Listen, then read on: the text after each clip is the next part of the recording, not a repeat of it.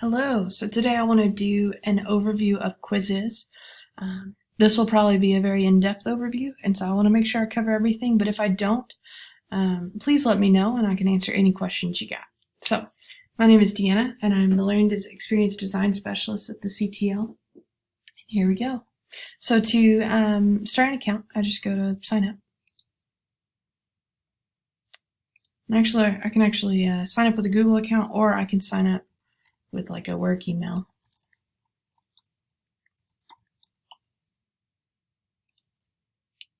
Say teacher, student, parent.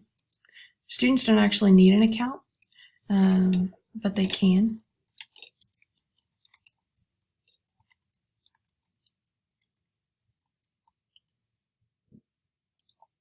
It's going to ask you all the questions.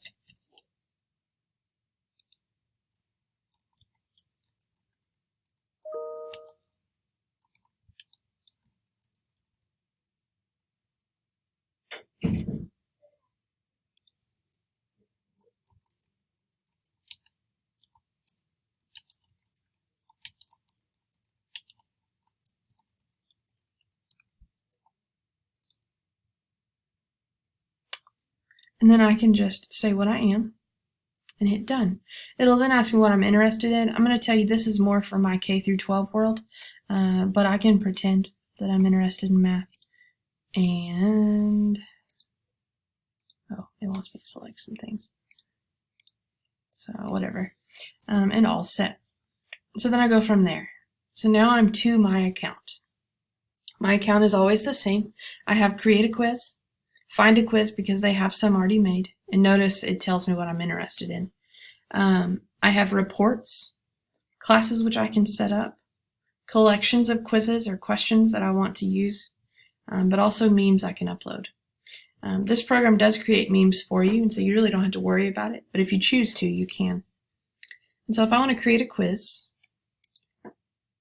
type in that the quiz name is all about tacos. Next, sure. Actually, I'm just going to do other. All right. So now I'm going to sit here and I'm going to say, okay, what day should you eat tacos on? And then I can give some answers. So Monday, no. Tuesday, maybe. Wednesday,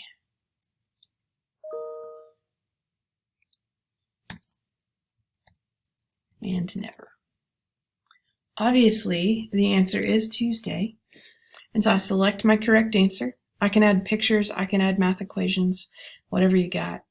I can say, hey, this does have a correct answer. I can extend time to up to 15 minutes. I can add more answer options. I could add less answer options. And then I hit save.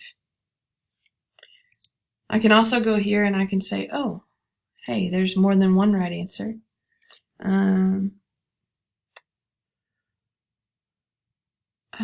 Let's see.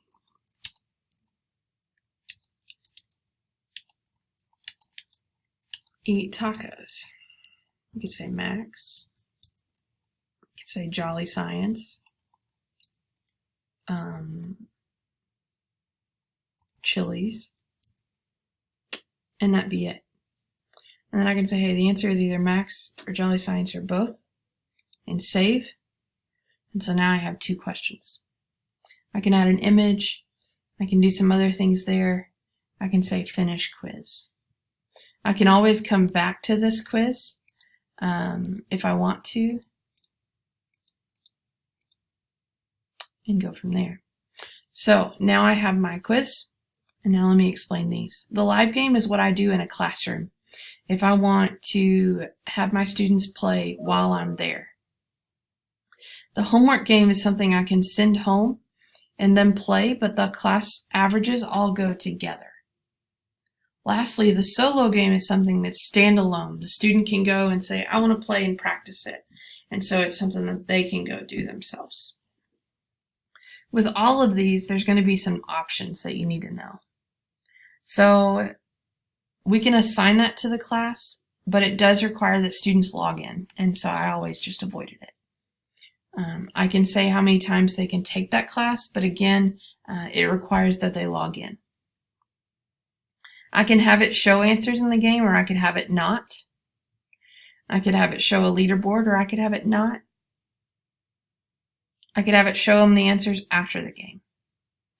I can have a timer. I can shuffle questions, answers. The one thing I would say no matter what is to turn off this play music, because if they're all in your classroom and you're trying to do this as a whole, then it's going to play music on every single device that is playing Quizizz.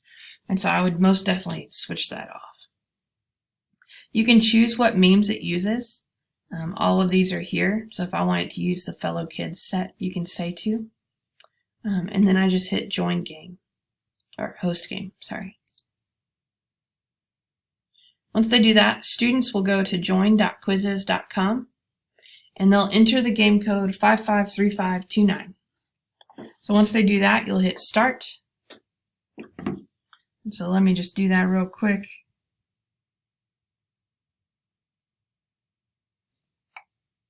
I see them here.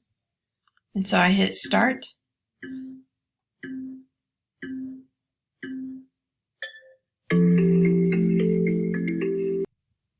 Right now on student devices, they're seeing the answer choices.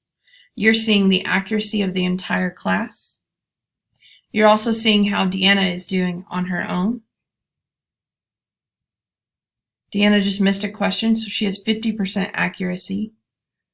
And the game is done because everyone is finished answered the questions.